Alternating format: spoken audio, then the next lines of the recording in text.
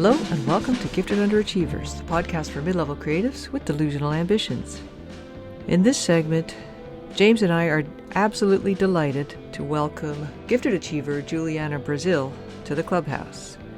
Julianna is an illustrator, painter, comic strip creator, printmaker, and pet lover based in the beautiful state of Vermont.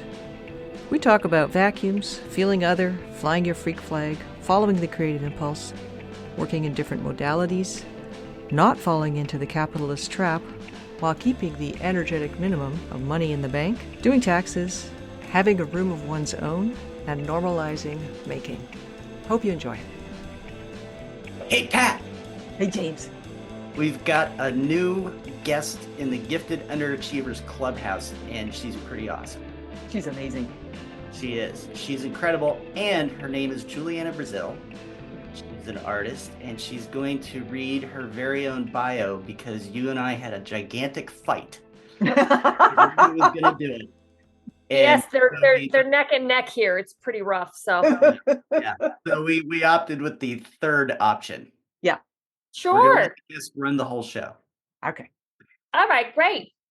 Well, thank you so much for having me. This is a great opportunity. I'm happy to be here. I shall read my bio. So I'm an illustrator, cartoonist, painter, all-around goofball, living in the great state of Vermont. Drawing is my passion. I find it endlessly engaging. I'm constantly striving for the, quote, best image, which is the eternal pursuit. Drawing feeds me. I suspect I will always be passionate about it, even on days when I find it difficult to become inspired. When I'm not drawing or having an existential crisis, you can find me cavorting with all manner of animals, frolicking through the woods, listening to a spooky story, eating a pastry, or obsessively vacuuming. Woo!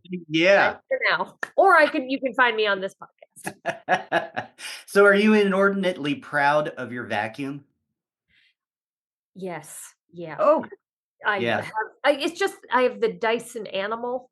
Stop. This is not sponsored by Dyson, but it is a useful tool, and it is just plugged into my wall and ready to go at all times. Boy, wow. I'll tell you, the life envy is growing. Because I got my vacuum at a yard sale, and oh my God, did it turn out to be the best thing ever?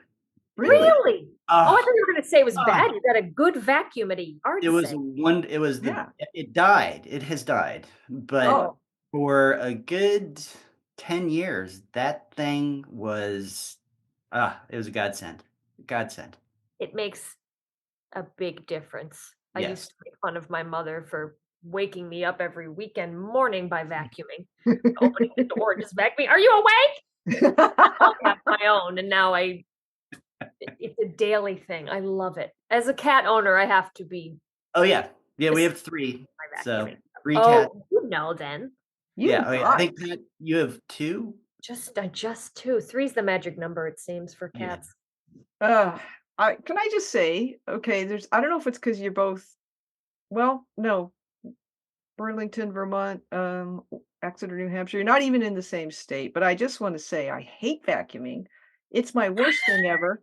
I do love the vacuum, but what happens to me when I vacuum is I hate it so much I do it in a big hurry, and so I'm like chipping my baseboards because I'm vacuuming so hard and so fast. Not in this place.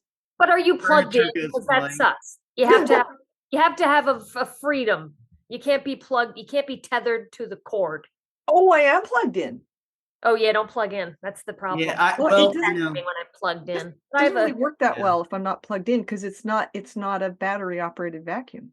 Yeah, see, that's my life envy right there, is to be freed of the cord while vacuuming. To literally grab the vacuum and just go.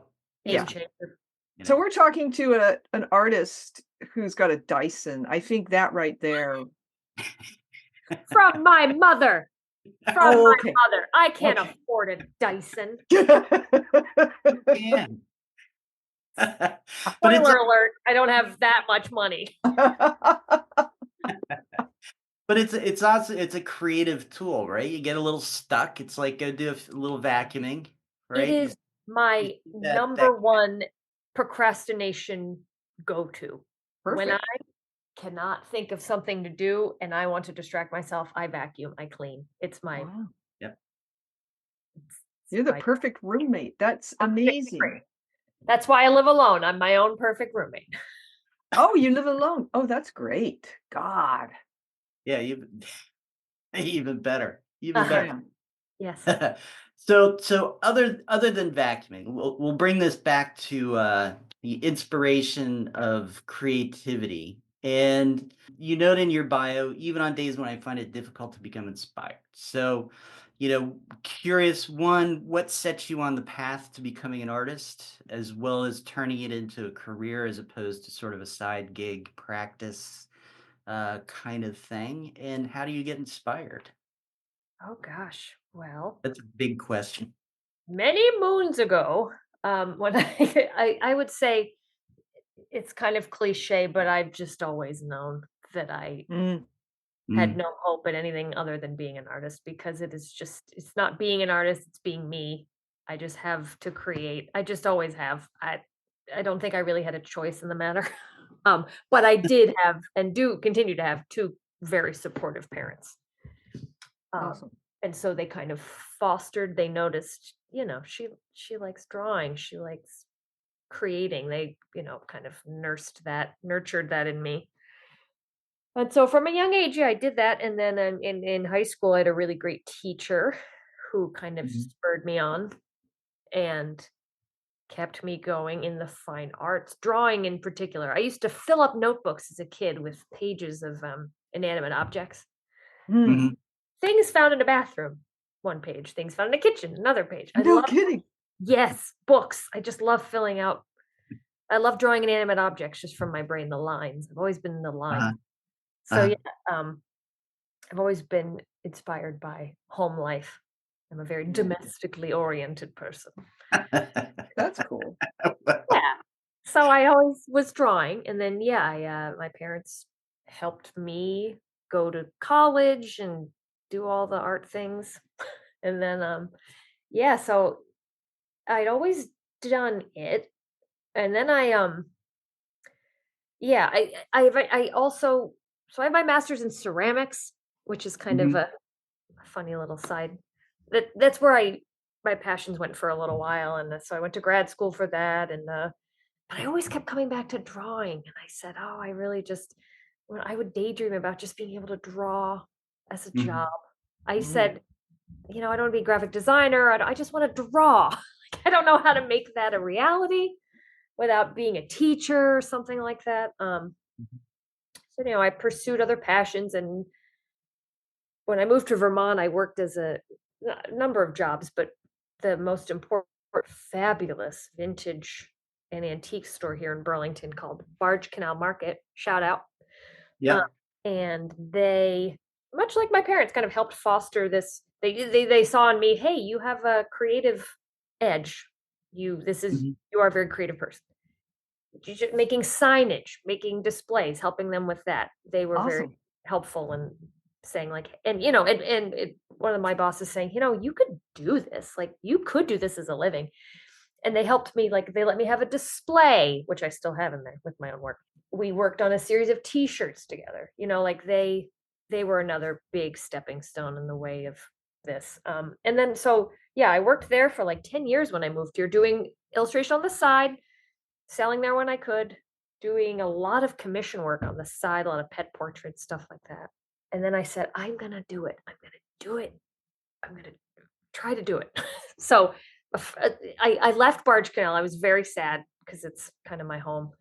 And I went to work for a marketing gig for a little bit just to see, like, well, maybe I'll do a job that makes me a lot of money.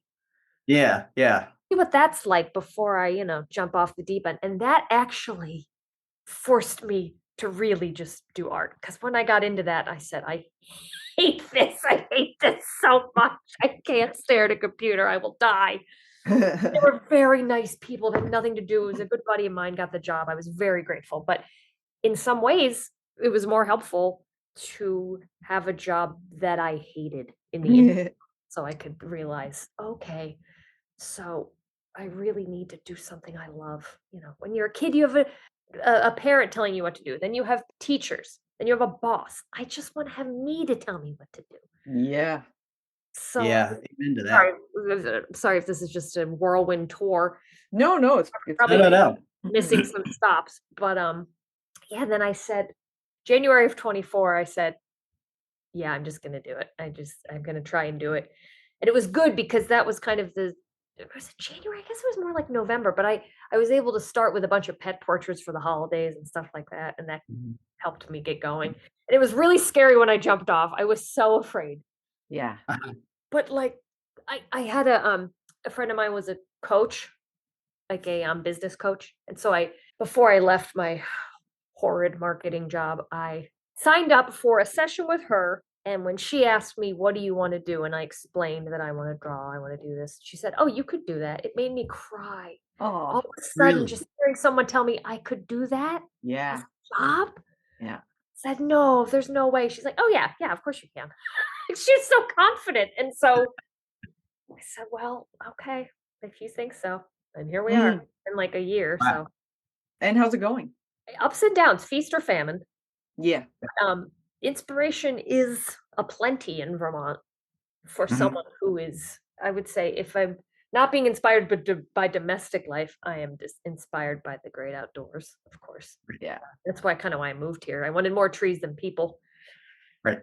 If I'm not inspired, if I'm sitting home and I'm like, God, I have nothing to give. I'm empty. I have nothing to draw. I will go outside or just go for a walk and find something weird on the ground Mhm. or walk by a human doing something strange.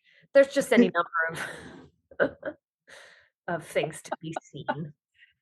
I like the way you said walk by a human like they're a different species. Kinda, yeah. I don't Mhm. necessarily Yeah. feel terribly human. No, me neither. I find it weird. Sometimes I'll go outside because I work in my house too, and I'll go out and go, isn't that interesting? All these people. You're doing. Look at how they operate. Standing at the bus stop. That's wow. That must be so hard.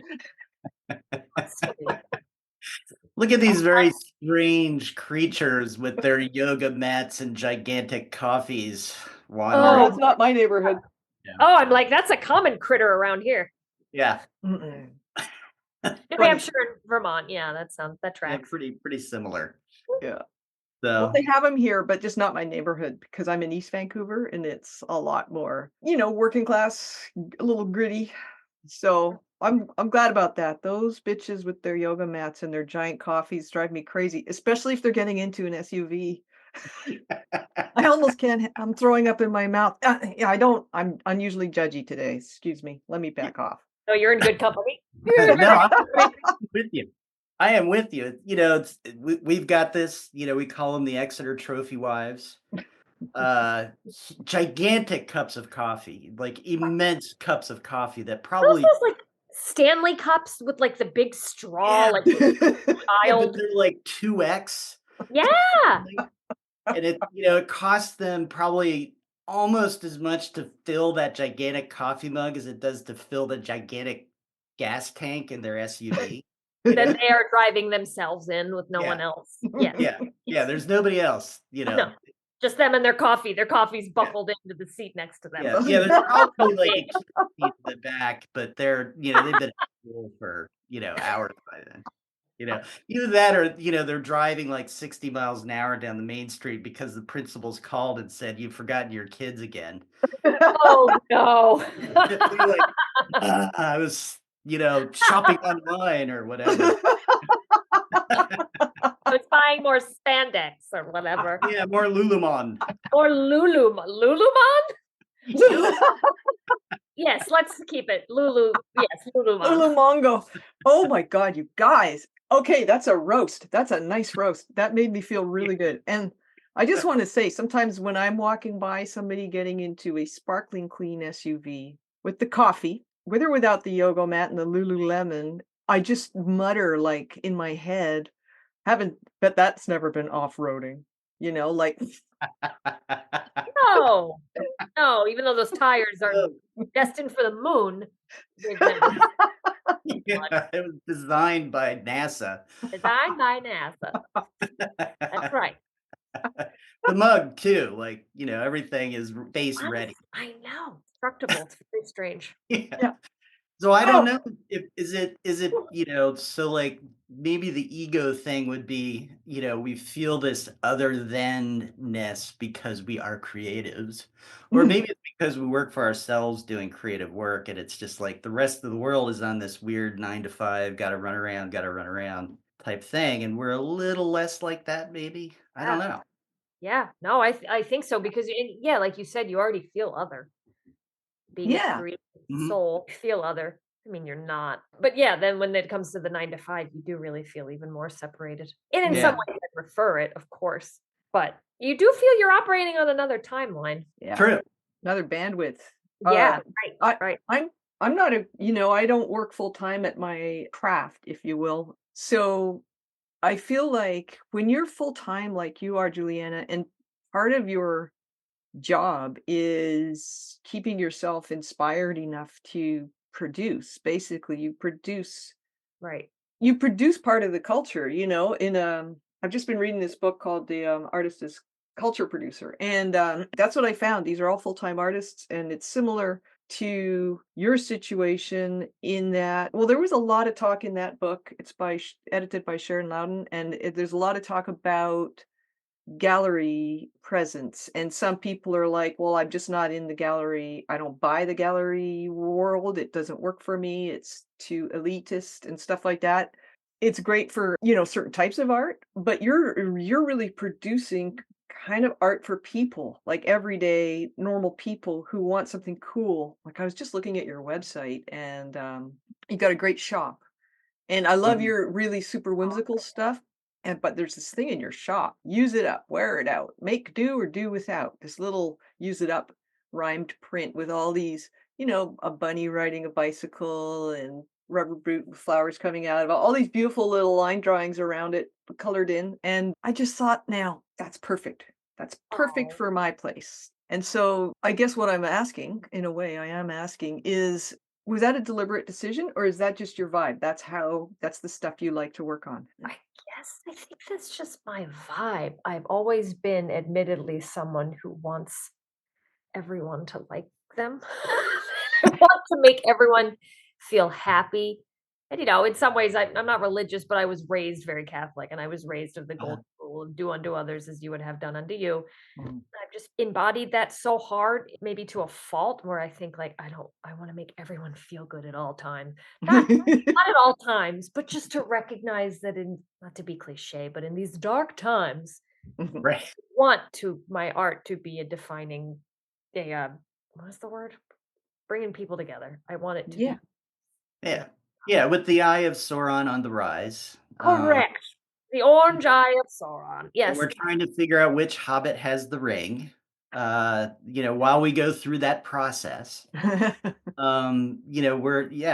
It's a great thing to be able to do what you do what we do. But I mean, really, when I went through your shop, like instantly I saw one of your still lifes of a kitchen. I was like, I have to buy this because Oh, that was you. yeah, that was me. That was the guy at Exeter. I And thought so. I shipped that out yesterday. yeah, and it was like instantaneous. This is something that I need to have. Not I want to have, but I need to have this, right? And so, yeah, so it's interesting that this is your vibe, and you've gone from a job where everybody was really nice, but you hated it. You were not happy. And this was like a few months ago that you've made this transition. Is that Like a year. like a year? And so you've gone from this job that you hate to where you're just expressing your vibe. You're just expressing, yourself. But at the same time, you have services that you offer to people who can pay you to do, specific things. It's kind Yes. of cool. Yeah. Yeah, that's where the bulk of the income comes in from, is from commissions and stuff like that. But being able to balance that with the freedom of expression on the side, that's Mm, Mhm. I mean, that's just great. That's what I wanted to do. I just have all these ideas sitting in me, and I felt paralyzed by it, by not being able to make them when I was distracted yeah. by my other Mhm. job. And sometimes I get frustrated because to me it seems like I have 16 different styles, like I'm going in all these different directions. But then I remember that I'm just trying to respond to my creative impulses and not curtail them as much as, my internal editor wants me to. I'm just like, no, I'm not gonna say, but that doesn't look like your other work, but that doesn't look like your other work. I'm just right now, I'm still feeling it out. Like I'm still just letting myself create. That's very cool because I think there is this tendency when you start to, if we want to use the word monetize your Mm. stuff, and you've probably been selling for a long time, but now you're doing it full time and have been doing it full time for a year plus. The tendency can be to be like, okay, well, what's my funnel? How am Oh, I gonna like? I have to be pretty specific, or I have to niche, and that does kind of kill the creative impulse if you just have multiple ways of expressing yourself. And you paint, you illustrate, you do custom pet portraits. I just feel like you're smart to feel out everything because you don't know what's gonna grab you next, and you have to keep going in the direction of whatever grabs you, otherwise it'll kill itself. yeah. And I think Mhm. I can be negative towards myself and think like, oh, this just means you're pulled in too many directions, yada yada yada. But I don't want to fall into the capitalist trap of I'm only making work just so I can make a ton of money. Like, because if I wanted to make a ton of money, this isn't what I would be doing. Yeah. Like, this is not about that. This is I want people to like. Of course, I will make things for other folks who want me to make them, but it's always up to me what it looks like at the end of the day. Uh-huh. Because you're not Yeah. hiring me to make someone else's work. You're hiring me to make my work. Yeah. And I am, there are certain things that sell more than others, of course. And yeah, I can keep them going. I can make prints of them and have them in the background. But ultimately, I want, the creative expression, Yeah. regardless of if it seems outside my style, because it's still me making it. So at the end of the day, it is my style, anything I make. Mhm. So, Yeah, Right. exactly.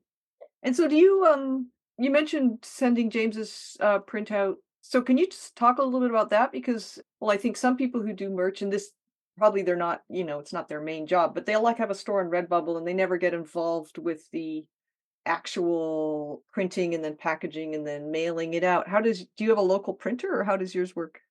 well, so for a while, I would get, what is that?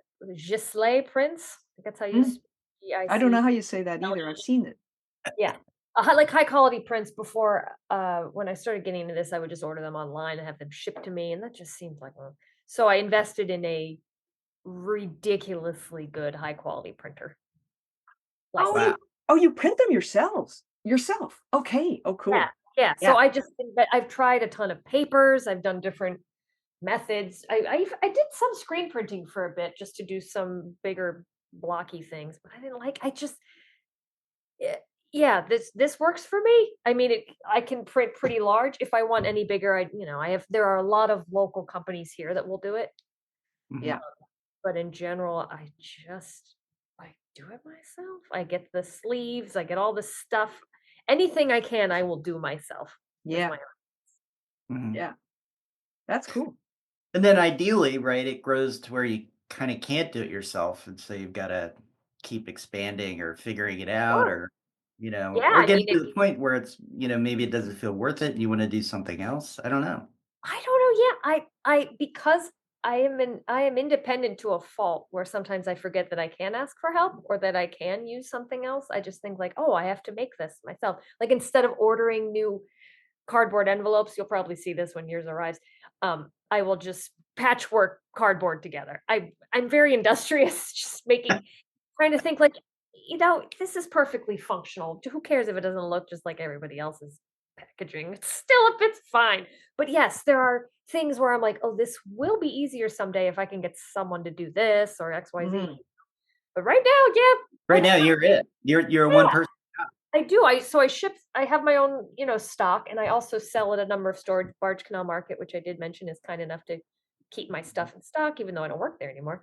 And yeah, so I'll go to several different stores and like stock up on the stuff. And I love that. Well, that's your, I forget what the word is for it, but it's almost like your philosophy is it's like the print I read out loud. 100%. If Yes. you can, make do or do without, it's kind of the way everybody was until the Industrial Revolution. Unless you were rich, you had to do it yourself. People were making shit out of other weird shit that was just going to have to get thrown somewhere.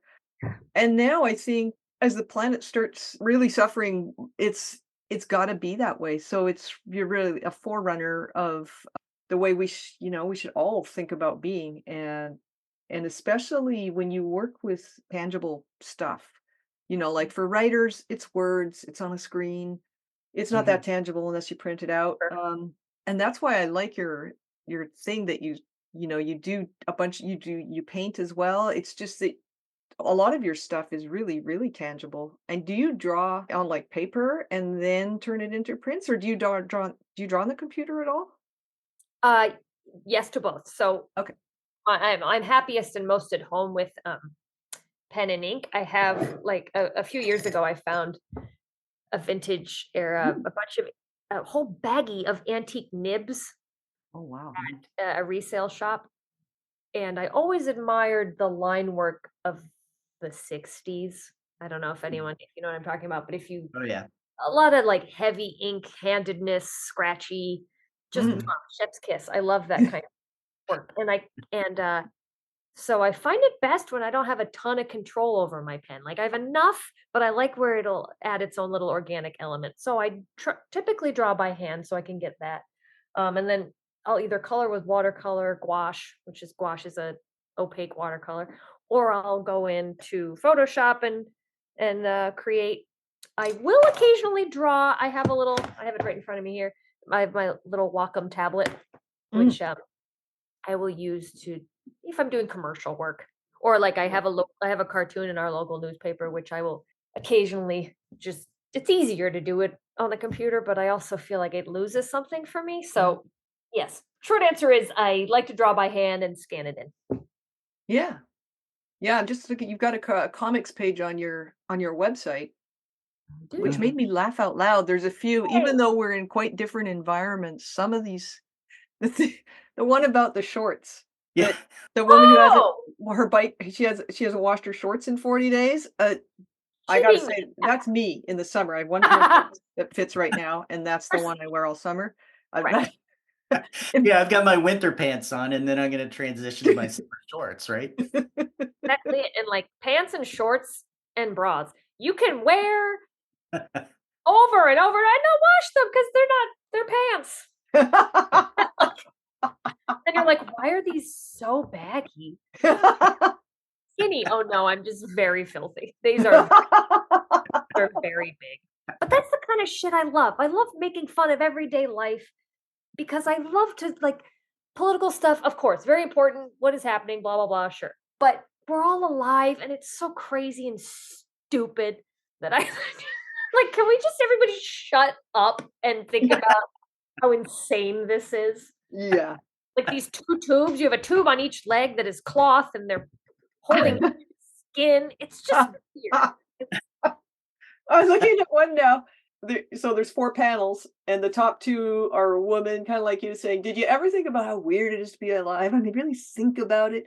We're essentially just trapped in these meat suits until we die." And then the bottom 2 are a cat licking its Sorry, did you say something? Sorry, did you say something? I was cleaning my butt and I didn't see that you were. Cause yeah, like exactly. My one cat, she just hopped on screen behind me. She's Oh, 18 yeah. and she's very late stage kidney disease.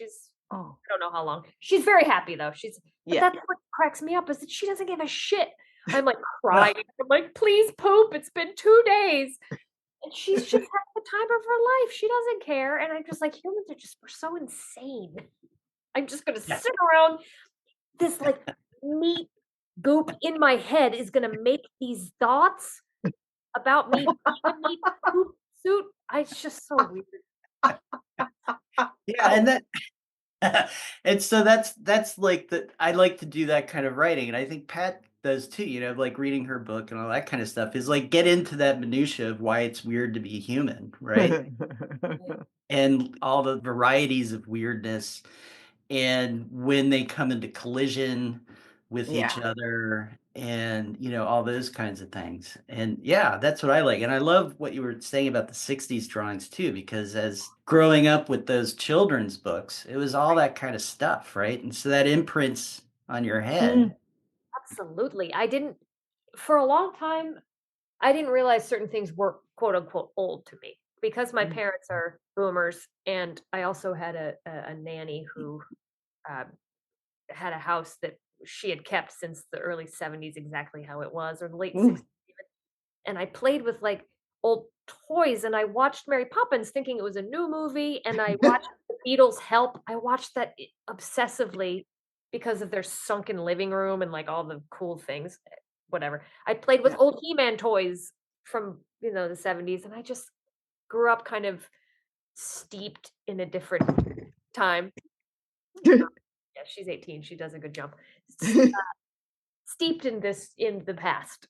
My Yeah. grandparents' Yeah. house was still from the 50s, perfectly preserved, everything, things covered in plastic, stuff like that. But that was just what it was. I didn't assume. And so everything, even in my house, is past because it comforts me. And so Yeah. Yeah. those books, that's what I grew up reading. So I was born in 86, but in some ways, the stuff that imprinted on my head is much older. Yeah. Yeah. That's Yeah, very it's like cool. a nostalgia it's a cultural nostalgia. It's not like, so often we talk about politics in that sort of nostalgic sense that there was some sort of great time that we need to go Oh, back to instead of we need to go forward to a great time. But I have the same sort of nostalgia for cultural stuff too, right? It's like New England has all these beautiful old houses, and mm. so many of them get bought by these very wealthy urban type people who then gut them and turn them into the exact same thing as everybody else. And it drives Same me. numbers with the Yeah. And anything that's cool about the house, they get rid of it, right? Oh, look at this really, groovy little hidden room that maybe was part of the Underground Railroad and has all this significance, blah, blah, blah, blah, blah. And they're like, oh, well, we can just get rid of that and expand the kitchen. And then Oh we can my god. have a gigantic room with, blah, blah, blah. And it's like, no, All my no. stuff, more room for my stuff. Oh Yeah. God, yeah. Yeah. And just so it all will look the same. And then, like that little house, the Little Houses song, Little Houses, or what Yeah. is it? Oh, yeah. Yeah. Little boxes. By Everybody Pete has Seeger. the Yeah. same Or stupid Bob. house with the same stupid numbers that look like they live in a dentist's office. Oh, and maybe, you know what? But maybe they find comfort in that. Maybe they don't want comfort they want to belong to everyone else. Yeah. Maybe I don't find comfort in that. Yeah. Well, they don't, so what Yeah. we have to do for our work is be different, Right. right? And so we're constantly trying to figure out how to be different in a way that's authentic to us and that kind of thing. And I think, yeah, there's this whole, universe of people that we walk amongst who feel really weird because they're trying to figure out how to fit in, you know? And I think I tried that younger. I tried to fit in. It didn't work. So instead, I just like, all right, I'm going to fly my freak flag and just accept it with my other freaks because I'm not the cool people. Won't let me be cool. Yeah. Well, that's like so. James has a thing. I'm going to say you have a thing about it, James. Maybe I'm overstating. Sometimes we talk about like the in group and the out group and Mhm. how it's kind of like it's not just a cultural thing, like we're talking about it specifically for artists or creatives of any kind, that if you really quote unquote make it, say you're Bradley Cooper if you're an actor, or say you're showing in like a really big New York gallery if you're an artist of any kind, then you're the in group. And if you're piecing it together for yourself, you're the out group. But the more I find out about how artists and other creative people live, the more I realize there is no in group and out group. Right. It's how you perceive your own world that really determines how you treat yourself and what you do within it. And so I like your vibe because yes, it does, just looking at your kitchen, I'm like, oh my God, that radio. Oh, I love it. The curtain fabric. I love it, right? Your tea towel. There's a lot of mid-century vibe. Yeah, it's so great. The orange kettle, and I feel bad for listeners who can't see Juliana and her kitchen because when James was talking about the people who tear down the nice old houses, she was flipping birds, well, flipped one bird. Let's stop. I don't know It was an what aggressive we're bird. talking about. We drop F-bombs because, there's no visual, so gotta flip the bird with language. But I think there is this necessity to be authentic just for yourself, even if you're going to create stuff. And I don't think about how to do it or how to be different or why to be different, partly because it's not my full-time job, but also because it's not optional to be the way you are if it's gonna be real. Yeah. And Mm. so I'm wondering what you guys think about that. Like, do you need to try and be different, or is that just you? Yeah, well, for me, I think it just, reaching there's like a point in life where I was just like, I am who I am, Mm, Right. right? And I got to stop trying to be what other people think I should be. And so I need to follow that and, be happy with that. And then, yeah, I do have a thing with in group, out group, only from well, not, I don't want to say only, but my ideal about that is trying to weaken the walls, right? So you can't mm, break down the walls. You can't have total in group, like everybody's in the in group kind of thing, because it's just not human. But trying to make sure the walls aren't so thick so that people can find their way through. And I think about certain types of creatives, so like writers who move to New York City to work at a publishing house to be part of that whole scene, is one way to do it. And artists, probably the same thing, going to New York to be part of a scene. And then there's the three of us who are in our own spaces doing our own things in our own way and trying to find the things that really make us feel good, you know? Yeah. No, absolutely. And I do want my work to be kind of that, the thinning of the walls, just because I Mhm, know what it is to feel like an outsider. mhm. But then, yeah, I guess there is a point. I guess it just comes with getting older. You just realize, like, what is that stupid quote? Like, be yourself, everyone else is already taken. yeah, But it's so true because it's just so exhausting to try and be someone else. I just don't know how people keep it up. And at the end of the day, it's yeah, it's and sometimes you end up creating your own in group, which is weird. yeah. Like, oh, people Uh-huh. think you're cool, and you're like, what are you talking about? I'm not cool. But then like your weirdness makes you other, so that other creates its own little you kind of have gravity. Yeah, Yeah, that's cool. yeah, I like yeah, that. you can't associate with other people because we're now our own clique, and so we don't like the other. That's right. You're not weird enough now. And that Yeah, it is funny though. That's how I felt at art school because I felt like, God, finally my people. And then I was like, oh, I'm not weird enough. I don't do enough. Wait, I don't do enough drugs, but I like dress weird. I just couldn't find my so I was like, fuck, it's me. I don't know what to tell you. yeah. Well, I think there's definitely people who try too hard, right? Ugh, Like, they make a real effort at it, God um, bless them. But because they wanna fit in that way, and but there is safety in that, I guess.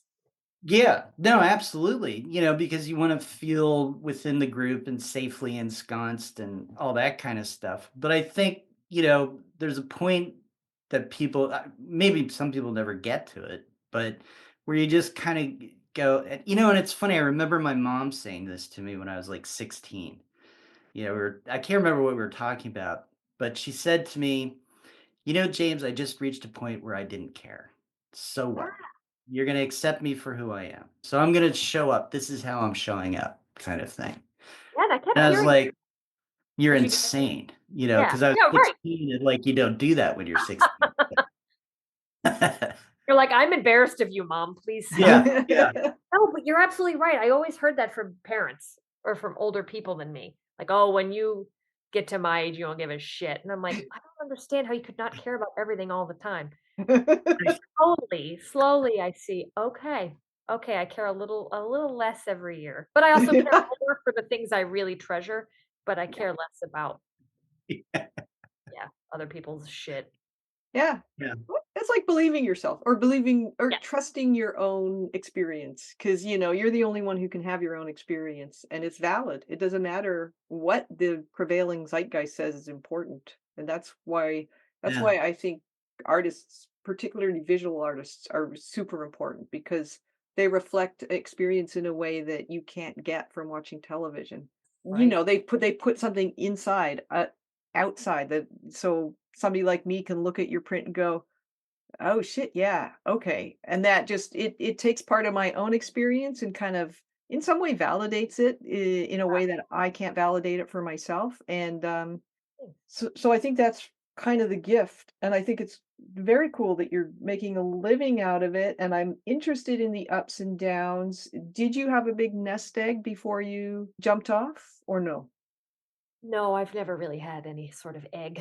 I have I shouldn't say that. I am very privileged in that I have extremely helpful parents who, should I need something to fall back on, would absolutely help me if I ask. I try not to ask because I Mhm. have pride, but I know that they're very willing to help, and they, in fact, Mhm. love supporting me. But that being said, I had like a little amount of savings, but Mhm. what I thought was compared to other people, I thought I had no money. The more people I talk to my age, I realize like, oh no, I'm okay. Um, Yeah. maybe I'm below the line of what people think you should be making. But I try to tell myself too, it's only my first year of business. So Yeah. yeah, I didn't have a Mhm. nest egg, but I had enough that I had work that I knew was coming in, so I would be Mhm. getting money. Mhm. I always have an energetic minimum that I like to have of money. Yeah. I don't Nice even way to put it. necessarily know that it's true. I Yeah. could dip below it and be quote unquote fine, but in my head I have this what I call an energetic minimum Mhm. of like, okay, if I reach this, that's bad. I need to get back up to where I feel comfortable. And again, I'm not saving for anything. I don't have kids. I'm Right. just money for living. Mhm. Yeah. I Yeah. also subscribe to I'm saying so many stupid quotes, but the live simply so others may simply live. I really Yeah. don't want for much. I just want to make stuff and eat. Like Yeah. Yeah. Yeah. really good food. Yeah. So I have like I don't buy clothes really. I just want to have experiences and I want to eat food and I want to make art and that's kind of and make sure the cats don't die. Wow, Yeah. that's like a T-shirt. I want experiences to eat good food and make sure the cats don't die. You Yes, know? yes, Oh, and yes. make That's art. like, Don't forget the make art part. That's oh, great. yeah, That's and then perfect. You make did it. art. That's the mission statement, right? Did I it. love it. I think it's Absolutely. great.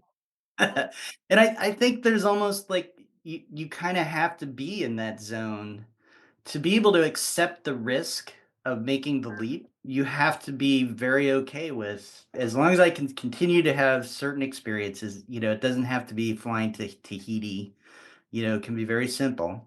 I can be simply happy. Yes. Right? And as Exactly. long as I'm creating and doing what I love to do, then I can continue to be simply happy. But if I'm not being creative, like I would imagine when you were doing the marketing job, there was probably a period where you're like, oh, I want to earn more money because I need to get away from this job and I want to have more vacation time. You get Yes. out, you know? Yes. And you have to be a little foolish, I would say too. Like Yeah. a good amount of foolish to just do this. Yeah. Because, my mother is very corporate. She was always a driven woman who worked for a pharmaceutical company. Woof.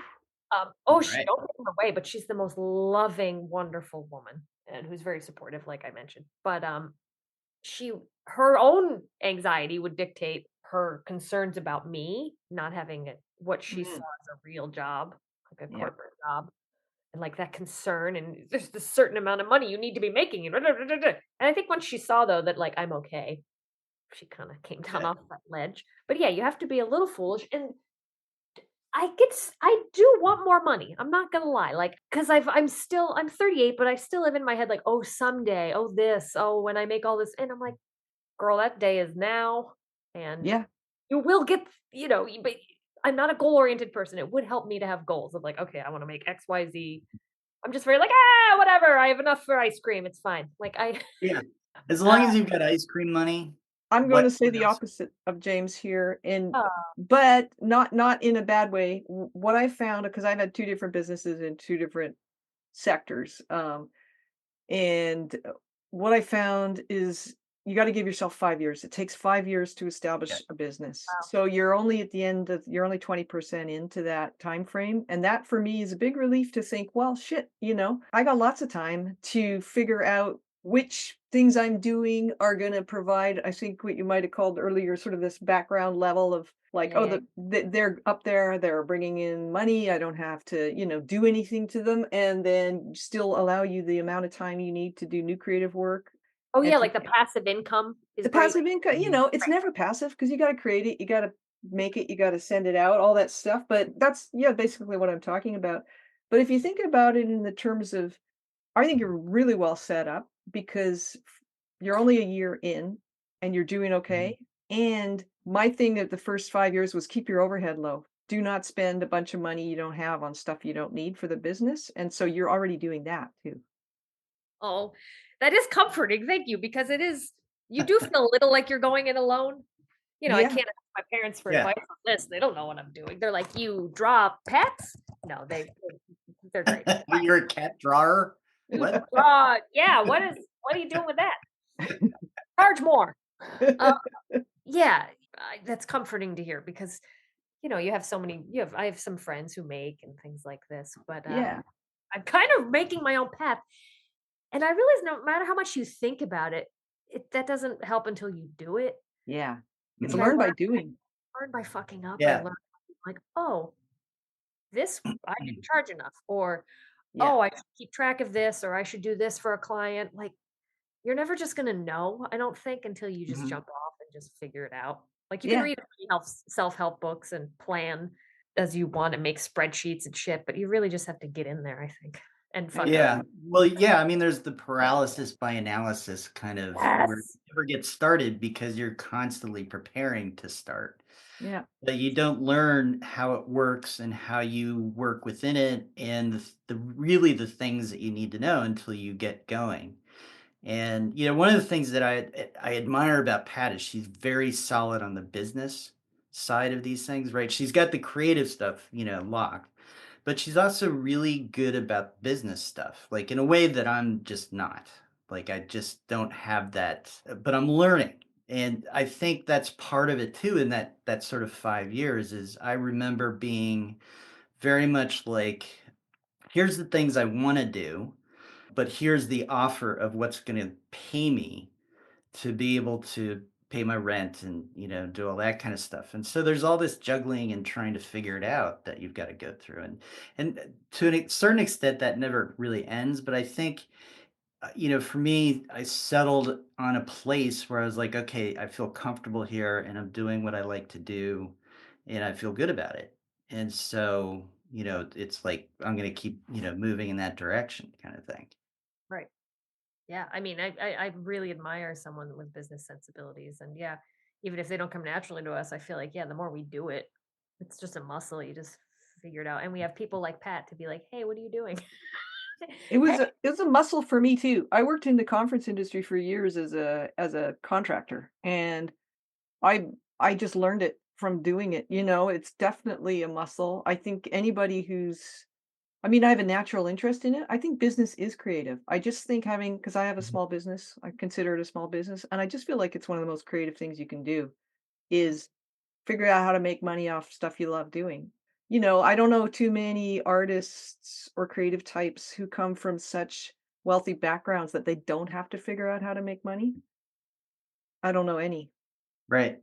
Yeah. Well, and then the flip side too, Pat, is, you're really like, we'll have business conversations. Like we're doing this grant experiment. So we'll be We like so fucked up. spreadsheets and like, here's we're doing this and this and this, or we'll talk about taxes and Pat's like, da, da, da, da. And then like 2 minutes later, she's going to be telling me about, oh, I formed the Pat Dobie Club.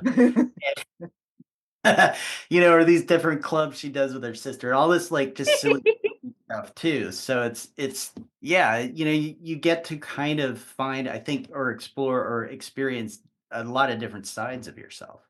Yeah, yeah, Yeah. right, like, I actually think I was better than I realized I was, because I've always been, I was in, like, the math part of my brain must have been lobotomized away because I just never had it, but being able like, when I did my taxes, which I did myself for the first time this year, it was very empowering.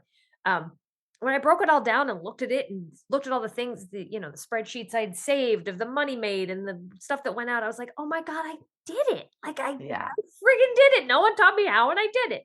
I Yeah. mean, I didn't do it great, but I did it. Like, you know, it is super empowering to just think like, "Oh, okay, this doesn't suck as much as I thought I was gonna." I don't naturally have the gift, but, yeah, if I can do it, certainly anyone else could.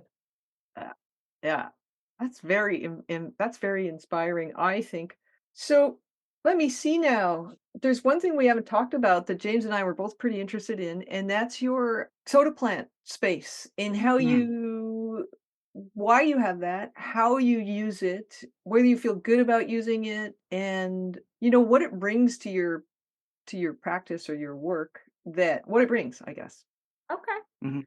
Good question. Where to start? Well, I have an apartment, which is a great apartment, but I don't have a ton of space. Like I have this, I'm sitting here now in my kitchen and my kitchen table, which is, you know, ample, but I wanted space to potentially sell my work, to be able to like be a workshop, not just a table where I sit and draw, be able to pack stuff, be able to send stuff out, print, cut on the floor, not worry about it, Yeah. things like that. So then the soda plant is just a really inspiring place in Burlington where all kinds of artists and makers have spaces. And I'd visited several on occasion and thought, this is great. This is kind of what I want. I wanted the opportunity to create and not necessarily be with people, but know they're there. Mm, Mhm. I think this was a product of of COVID, of having yeah. been alone in my apartment for so long, which I just love. I mean, I say that, but I find kind of like drawing in a cafe when you're not talking to anybody, but they're there. Yeah. I just Yeah. wanted that energy, and I wanted the creative group the access to that to be able to tap into that when I needed, and then be able to draw back if I wanted. So I Mm, had a buddy whose space opened up and I was like, "Oh, sure. Yes, jump right in." Even if it's not the space. It's not a space that I 100% love. It's not the ideal thing, but I got my foot in the door. yeah. It's a group. It's like one big room and then there's four of us kind of divided up. Mhm. And it wasn't ideal at first because I said, "Oh, I don't have my own door and whatever." But the people that I work with are so fabulous and I made so many lifelong friends already. Awesome. Mhm. Um that I was like, "Oh, this is annoying. I have to be social when I'm here." And then I realized, no, this is wonderful. Like there are days when if I really need to shut myself out, I just work here if I have, Yeah. it's only a 15-minute drive. But I like going there and being able to tap in and then just see everybody, be around it. And I Mhm. have plenty of space. I got all my shit there. Well, that's it. I It mean, is. sometimes even for writers, I find, oh man, well, I got to take my shit to the library because I used to rent an office, but I haven't for the last year and a half or so. But I think if you can leave your shit out, it just takes away this layer of that's going to be a hassle. Maybe I'll do it later.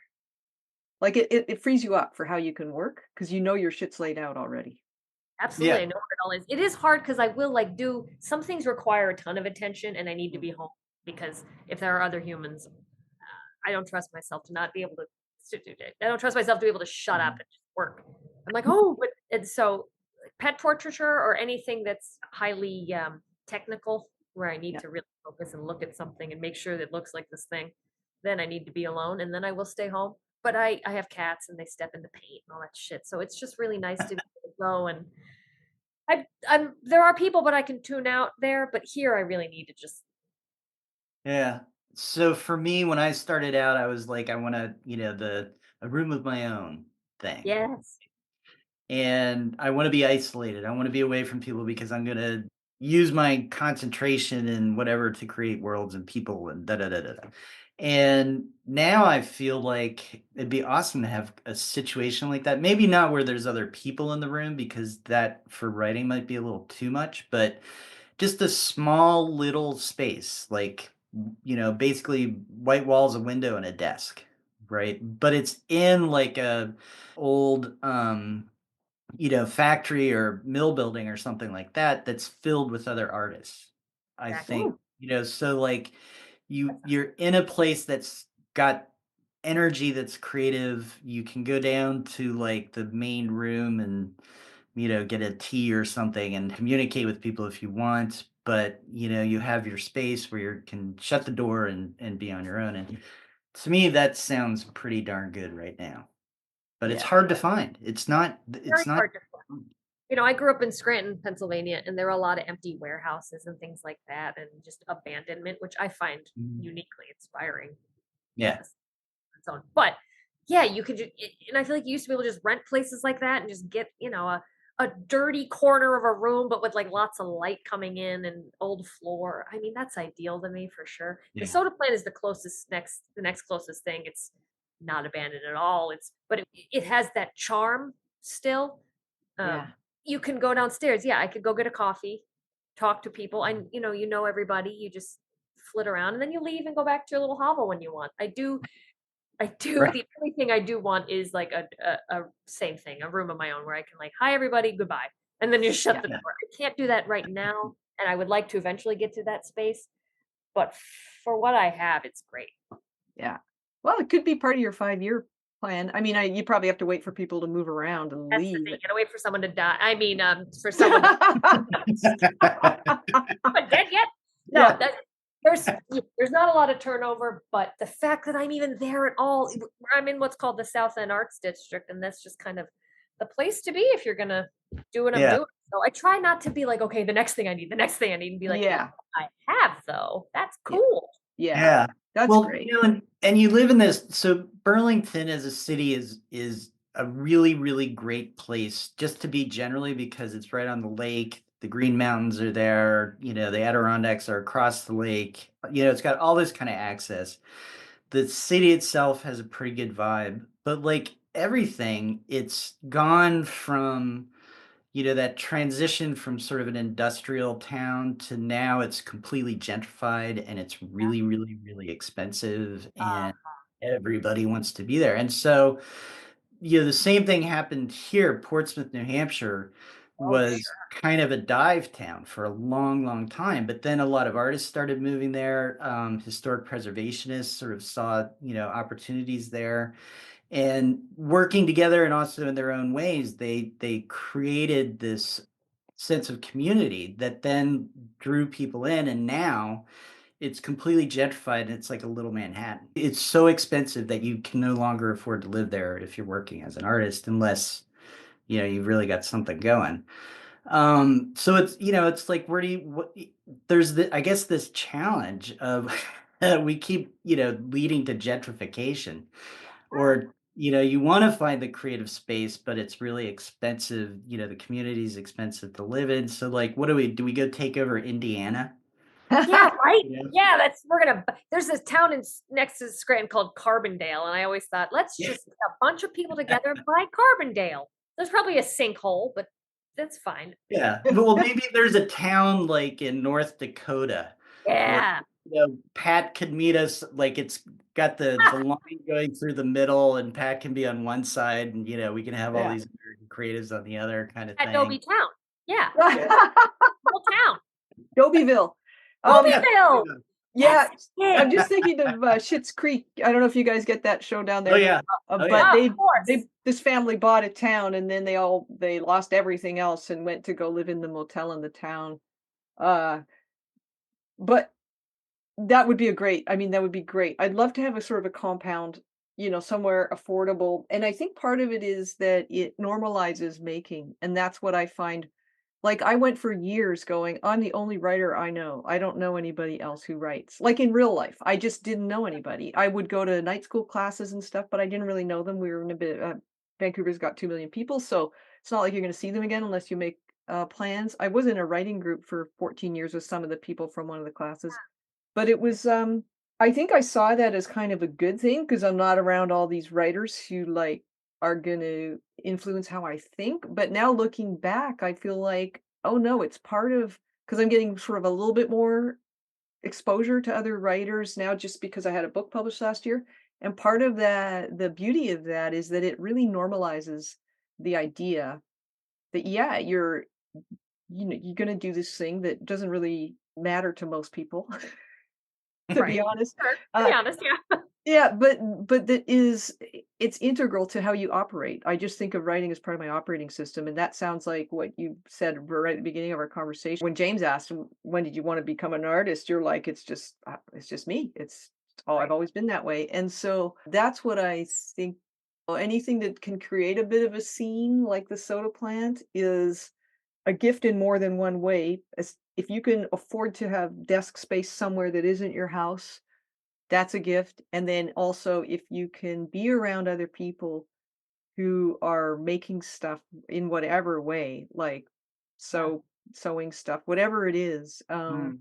it takes away the weirdness of being in basically a highly industrialized post-industrial society where everything you just go online and you a kitten that shows up at your door, or, like, it's very hands off. So regardless of how long the soda plant lasts or whether you get a room with a door on it at some point, and I totally appreciate the idea of just saying, "I've got this is what this right there is great." Um, the other part of that is the sort of sense of, being around people who are making shit. It's invaluable. Mhm.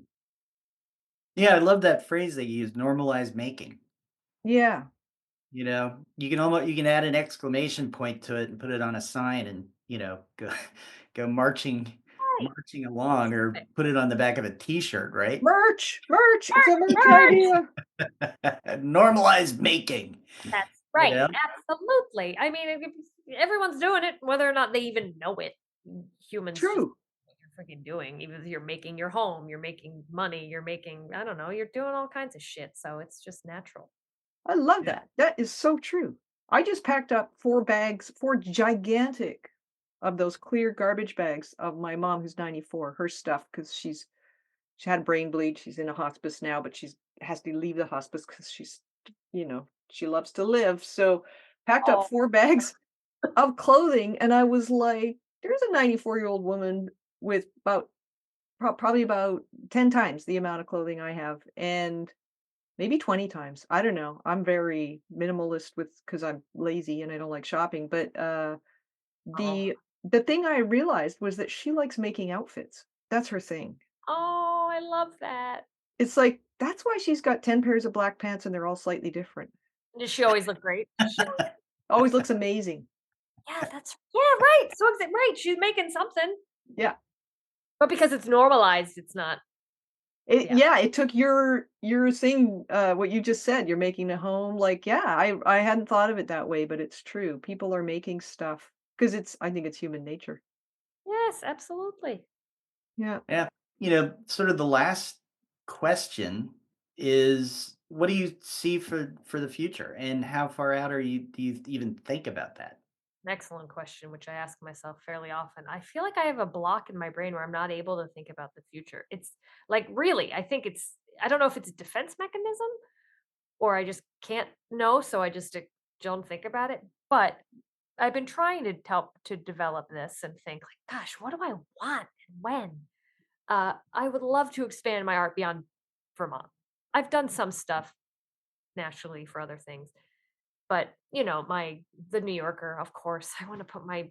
I've never even tried, never even applied though, because I do have this thing of like, I'm not going to get in. Why even try? Very bad. I do not Yeah, no, no. have to try. I want to do that. I would like to get, people say, write kids' books. Kids' books are fine. I love a children's book. Being told that so often can be frustrating. Yeah. If like a kid's book almost seems like demeaning. It's not. Some of my favorite books are kids' books. But yeah, like a book of my art or even a graphic novel. I would like to get into print media. Like I'd like to do Yeah. zines. Yeah. It's hard because yeah, I don't necessarily want to be in the what I'm trying to say is I fall in a funny middle ground where I'm not I haven't fully committed to being a cartoonist. I haven't fully committed to being a painter. I haven't fully committed to being a fine artist, where I hang stuff on a wall, which I did. I recently had a Mhm. show, but I don't necessarily know that I belong in any of those categories. I'm just creative. Yeah, I just want to keep making, but I want to be able to have my work be seen. And I don't have much of a social media presence. And sometimes that does make me feel lame and kind of sad. Yeah. Yeah. But, I just keep meeting people, and I think that's Mhm. got me more gigs than frickin' social media. I wanna keep, Yeah. meeting more people and get my work further out and expand my repertoire. Yeah. Yeah. Yeah. That's cool. Can I reflect something back to you now? Please reflect. Graphic novel. Absolutely. Have you Yeah. ever read Roz Chast's graphic novel? Have I have them all! Oh, I didn't know she had more than one. James turned me on to, can we talk about something more pleasant, because Is that we the only both one? have very old parents. But yeah, that I would do because they can be in libraries. There's a whole shelf in my local library just with graphic novels. Same. They're so portable and experienceable and in a way that they haven't been before. Like I've got Calvin and Hobbes collections, but they are all strips that are fairly self-contained. There is a continuing evolution in their relationship and stuff like that. It doesn't matter, if that's your thing that you could do that or you could have a story, but I just think it's so cool. And New Yorker, Yeah. I can totally see your shit in the New Yorker. Oh yeah. Just saying. I Absolutely. hope so. I just, I don't want people to perceive me, but I also want to be recognized. Yeah. Yeah. I feel like I have a lot of untapped stuff I want to say and do and create. So Yeah. Yeah. No, I could see you doing both, and one of the best memoirs I've ever read, and I can't remember the author, but I think she actually lives in Burlington, is The Secret to Superhuman Strength. Alison Bechdel, yes. Yes, and it's one of the best books I've ever read. It's an absolutely incredible book. She, very open, very honest, great art, the whole thing. It's wonderful. Yeah, Is it a graphic novel? Fun Yeah. Home is her. Well, she did Dykes to Watch Out For, which is an incredible comic Yep. strip. And I recently, I think 2 years ago, I was working at Barge Canal, and someone came in, and I said, "Oh my God, I don't know if you ever got this, but you know who Alison Bechdel is? You look just like her." And she said, "Yes, that's because I am." I said, I never really met someone I admired. I said, "I love you." It just came out. But Yeah. Fun Home is incredible. Yeah, Secrets to Superhuman Strength I have as well. And yeah, you're absolutely right. Yeah, I mean, it's great. And yeah, and a lot of these artists too, they break the mold of what in my head a graphic novel is. Like, it's not a superhero comic. It's not necessarily perfect square cells. Like Roz's chest work, it kind of expands. It's just like it just makes reading so much better. Yeah. Yeah. So yeah, I hope I can do that someday. Yeah. It's a little HD, and I do little one-off comics, so hopefully I can expand. Yeah, and don't pressure yourself. I just think I think it's one of those things that as a reader, as an avid lifelong compulsive reader, if you had a graphic novel, I would buy it and tell yeah. friends. So, it's one of those things that can be quote passive income. Now, having written a few novels, I can tell you they are fucking hard, but you already know how to draw. Right? The drawing part comes easy. The writing, I don't know how you do it. Put all these. Oh shit! You've got writing on in your 7 days thing. But putting all those characters together to make a feeling and you don't have to do that part. But I mean, honestly, whatever you do, it'll make a feeling. I'm sure of it. So anyway, just a little bit of a go, Julianna, go. No pressure. Yeah. No pressure. No, it's very helpful. No pressure, but do it. No pressure, but I would buy it. Oh no, that really does help. I have confidence, but in certain things, I really need a push. So thank you. There you are. Very good. Well, Julianna, so much for having me. Amazing. How nice of you to find me and have me on. Not a problem. How nice of you to agree. We had so much fun. Yeah. For sure. Yeah. Good. Thanks so much for listening to Gifted Underachievers, the podcast for mid-level creatives with delusional ambitions. And a warm thank you to our delightful guest, Julianna Brazill. Please check out the show notes or visit our website, giftedunderachievers.substack.com, to find out more about Julianna and to see where you can buy some of her art. Until next time.